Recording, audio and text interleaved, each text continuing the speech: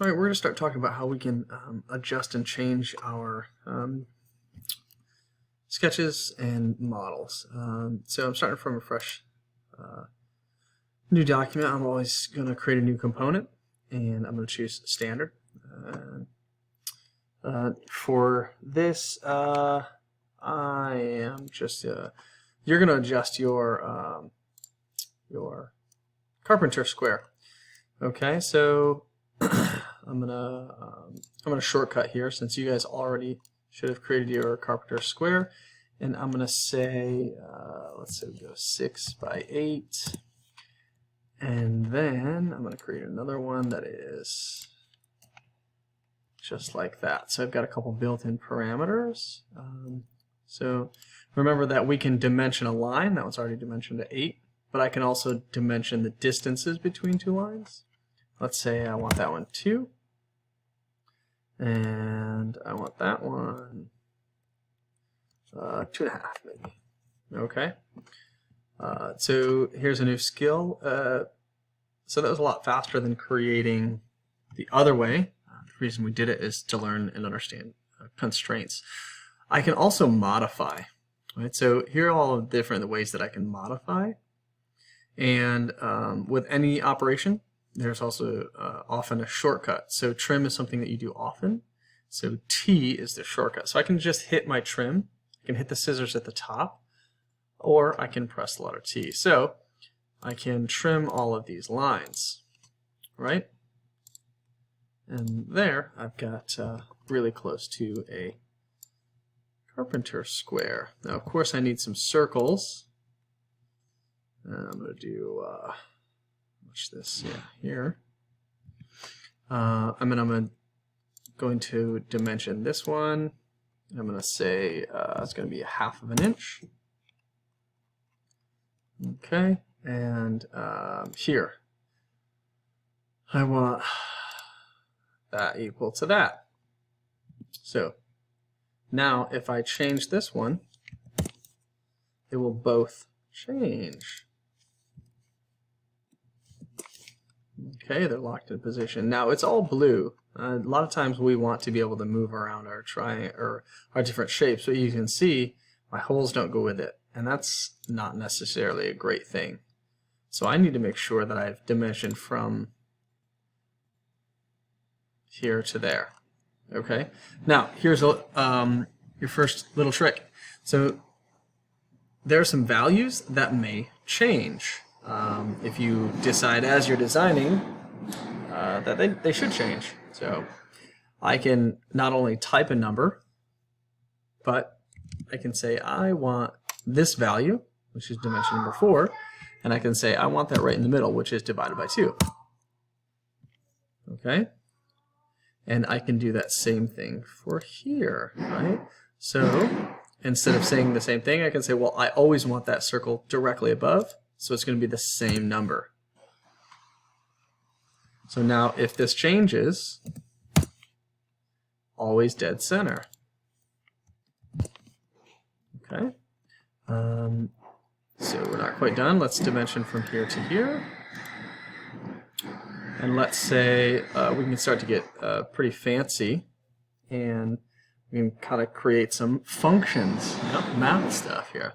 So I can say, well, no matter what this dimension is, dimension 2, even if it's 18 inches, I'm still going to want that 1/4. Okay?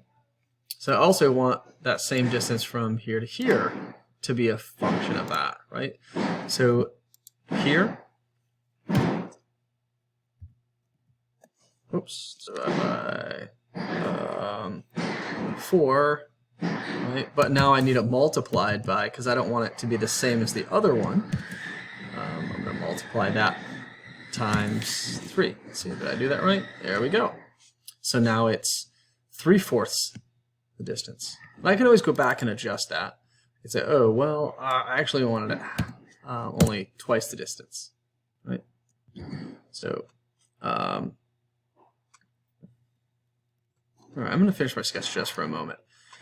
So another way that we can change the parameters, we can change them in the sketch, So I can expand this down, and I can edit my sketch, right? I can change this dimension. I can change this dimension. But then, in order for that to work, it will only a couple components. It's pretty easy to see that this is my middle section. The other way we can do it is also go into changing the parameters. So go change parameters, and we can define values as well as change them. So here are two options: user parameters and model parameters. Since I only have one component, it's a named component, the names will match. If you change the name down here, this one also will.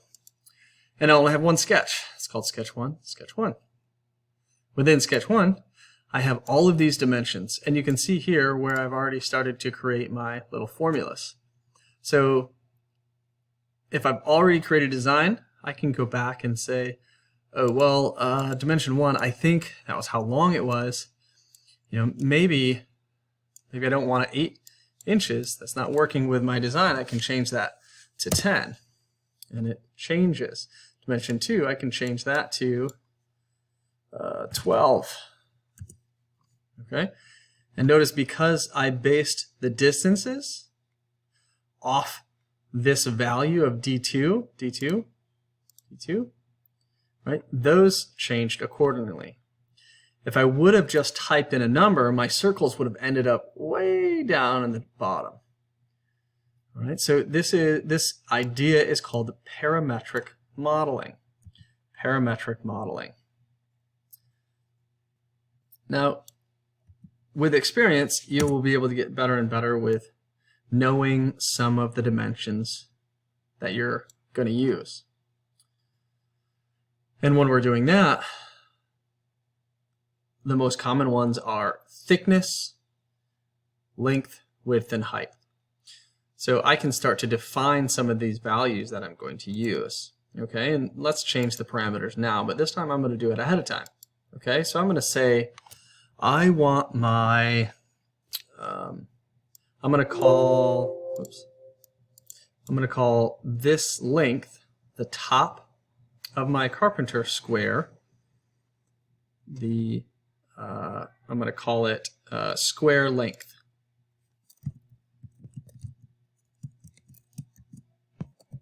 And you can't use spaces. And I can say, okay, well, I want it 16 inches long. This is a really big square. All right. Another one that I'm going to use, I'm going to say handle. Oops, length. All right, and that's going to be how long that handle is.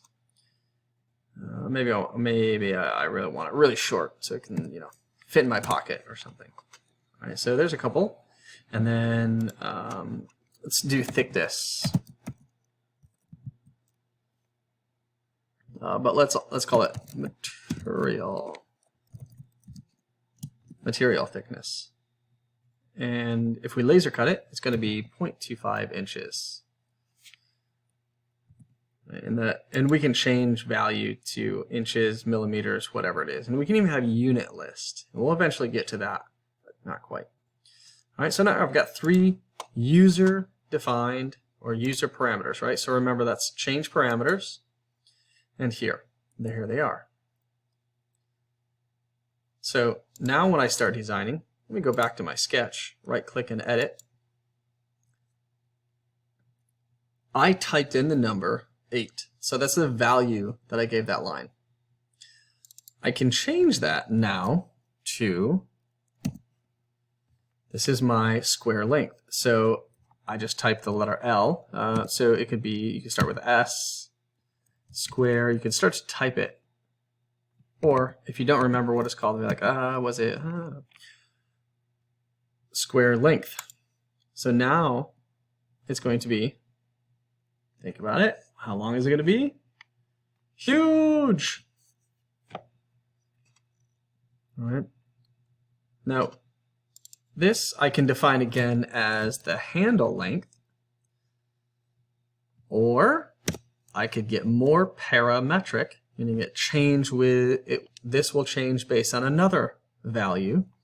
I can say I always want this handle to be whatever that dimension is, which is the square length, divided by 4. Okay, so now because this is the handle length is based on the square length, and these two holes are based on this length, when I finish my sketch, now I can change, as long as I did everything right, I can change one number, and this is parametric designing. Let's change this down to 12. All right. So it's not a great square yet. I still would need to do some more parametric dimensions, and I could do that right in here. So maybe, let's see, 2.5. I could have this one, material, nope, I could do handle, there we go, handle length divided by 3. Still looks a little wide. Let's do divided by 2. Whoa, that's went the other way. There we go. All right. So now, the more that I base my model on one of these three basic dimensions, the more my model will be parametric. Okay, so I still need to define that value, and that would be really easy. I can go into my sketch and I can just change this number. So I double click, and I always want it to match that one, right? So it kind of makes sense.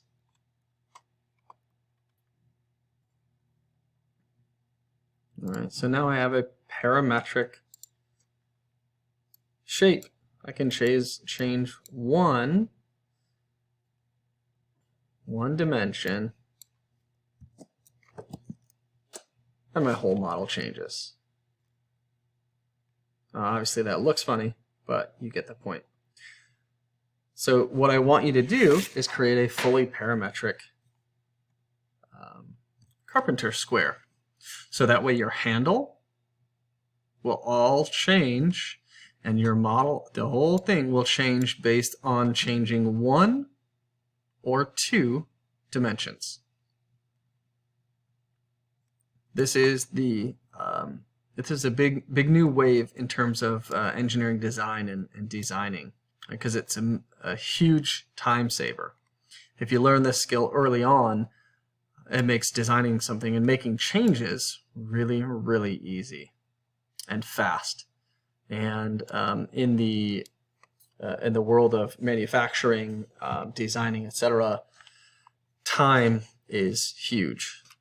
Time is huge. So instead of paying a designer $50 an hour to recreate the whole thing from scratch, or go back in and change those few changes after the design or after the prototype, instead of 9 hours, if it's done correctly, it can be redone in 30 minutes or so.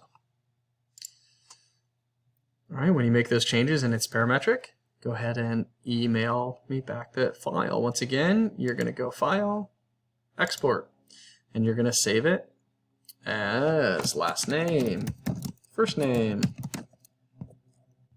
and your what it is, Carpenter square.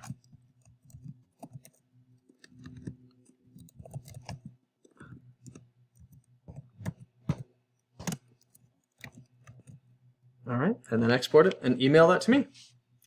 Thanks.